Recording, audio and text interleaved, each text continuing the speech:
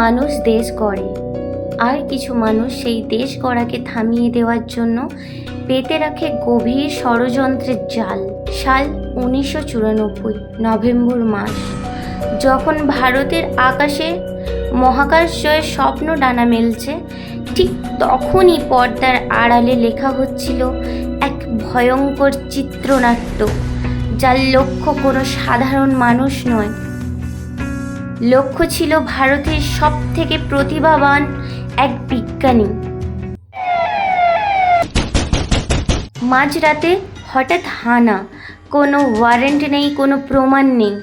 ভারতের liquid propulsion সিস্টেমের প্রধানকে তুলে নিয়ে যাওয়া হলো অন্ধকুঠুরিতে। অভিযোগ দেশদ্রোহিতা। বলা হলো তিনি নাকি পাকিস্তানের হাতে তুলে দিয়েছেন ভারতের রকেটের গোপন নকশা। কিন্তু রকেটের টেকনোলজি কি সত্যি কোনো রান্নার রেসিপি যে কাগজে লিখে পাচার করা যায়, নাকি এর পেছনে ছিল এমন এক আন্তর্জাতিক চক্রান্ত যার সুতো বাঁধা ছিল সমুদ্রের ওপারে কোনো এক শক্তিশালী দেশের গোয়েন্দা সংস্থার সাথে? টানা 30 ঘন্টা দাঁড়িয়ে থাকা, অমানসিক নির্যাতন, আর কানে বাজছে শুধু একটাই কথা, স্বীকার করো তুমি দোষী, স্বীকার করো তুমি দোষী, স্বীকার করো তুমি দোষী। যিনি ভারতকে 20 বছর এগিয়ে দিতে পারতেন, তাকে কেন জেলের অন্ধকারে পচে মরতে হলো? কেন ধুলোয় মিশিয়ে দেওয়া হলো তার সারা জীবনের সম্মান? কে ছিল সেই আসল খলনায়ক? কেরালা পুলিশ, নাকি অদৃশ্য কোনো বিদেশি হাত? আজকের ভিডিওতে আমি সুমি আপনাদের নিয়ে যাব ইতিহাসে সেই অন্ধকার গলিতে, যেখানে এক বিজ্ঞানীর সম্মান ফিরে পাওয়ার লড়াই হার মানিয়েছে যে কোনো হলিউড থ্রিলারকে। চলুন জেনে নিই নাম্বি নারায়ণের সেই অবিশ্বাস্য ত্যাগের গল্প, যা আপনাকে শিহরিত করবে প্রতি মুহূর্তে। সাল 1994 নভেম্বর মাস, ভারতের মহাকাশ গবেষণা সংস্থা ইসরোতে তখন এক চরম উত্তেজনার মুহূর্ত। ভারতের মহাকাশ স্বপ্ন তখন ডানা মেলতে শুরু করেছে, আর এই স্বপ্নের প্রধান কারিগর ছিলেন একজন মানুষ, নাম নাম্বি নারায়ণ। তিনি ছিলেন ইসরোর ক্রায়োজেনিক বা লিকুইড প্রোপালশন সিস্টেমের প্রধান। তাঁর কাঁধেই দায়িত্ব ছিল ভারতকে এমন এক প্রযুক্তি এনে দেওয়ার যা তখন শুধুমাত্র আমেরিকা আর রাশিয়ার কাছে ছিল। তিনি এবং তার টিম ফ্রান্সের সাথে যৌথভাবে তৈরি করেছিলেন বিকাশ ইঞ্জিন। বিকাশ নামটা তিনি দিয়েছিলেন তার গুরু বিক্রম সারাভাইয়ের প্রতি শ্রদ্ধা জানিয়ে। তার স্বপ্ন ছিল এই ইঞ্জিন দিয়েই ভারতের রকেট একদিন মহাকাশে দাপিয়ে বেড়াবে। বিদেশি সাহায্যের আর প্রয়োজন হবে না। সব কিছু ঠিকঠাক চলছিল, কিন্তু 30 নভেম্বর 1994 তার জীবনের ক্যালেন্ডার থেকে সব আলো মুছে গেল। মিথ্যা অপবাদ ও নরক যন্ত্রণা। সেদিন সকালে হঠাৎ কেরালা পুলিশ তার বাড়িতে হানা দেয়। কোনো ওয়ারেন্ট ছাড়াই তাকে গ্রেপ্তার করা হয়। অভিযোগ, তিনি নাকি পাকিস্তানের কাছে ভারতের রকেটের গোপন নকশা বিক্রি করেছেন।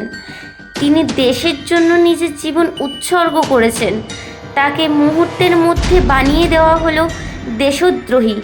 সংবাদপত্রের শিরোনামে তাকে নিয়ে জঘন্য সব গল্প ছাপা হলো। তিনি নাকি 2 মালদ্বীপের নারীর প্রেমে পড়ে দেশের তথ্য পাচার করছেন। রাস্তাঘাটে মানুষ তাকে ঘৃণা করতে শুরু করলো। তার পরিবারের উপর শুরু হলো সামাজিক বয়কট। কিন্তু জেলের ভেতরে তার উপর যা চলছিল তা ছিল আরও ভয়ানক।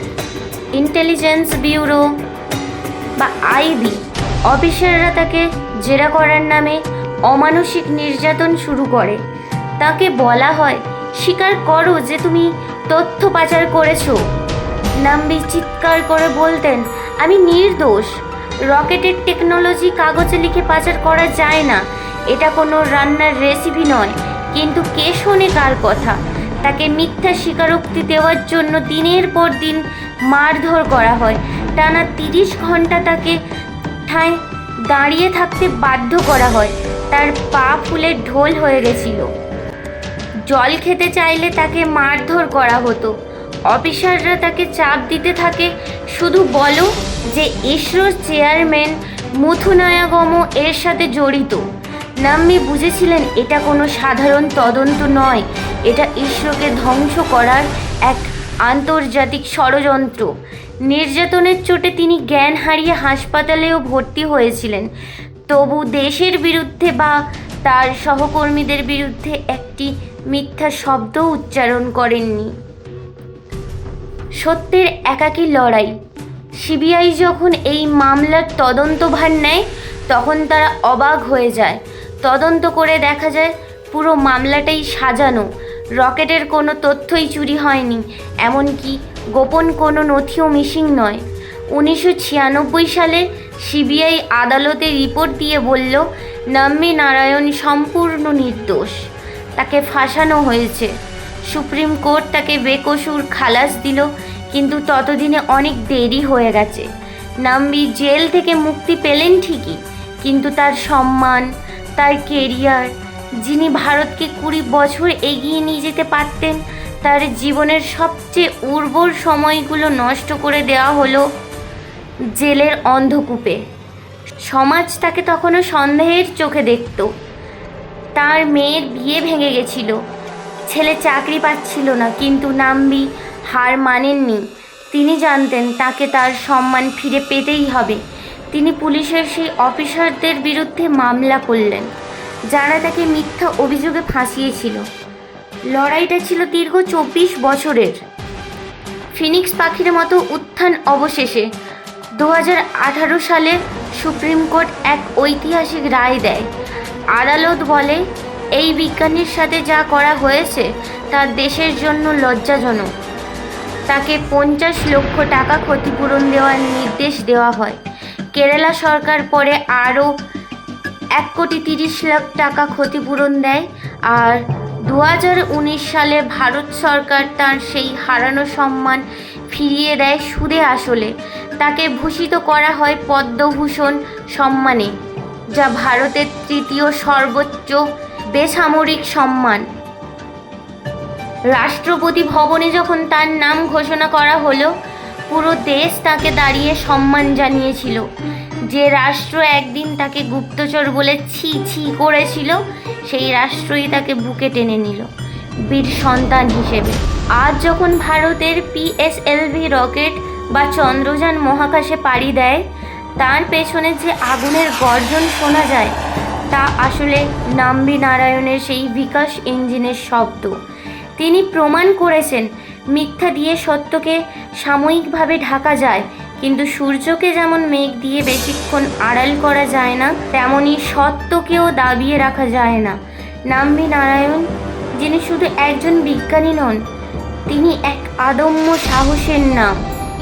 এটা যদি ভালো লেগে থাকে লাইক করুন, কমেন্ট করুন, বন্ধুদের সঙ্গে শেয়ার করুন এবং চ্যানেলটিকে সাবস্ক্রাইব করে আমার পাশে থাকুন। আবার দেখা হবে পরের ভিডিওতে। ধন্যবাদ।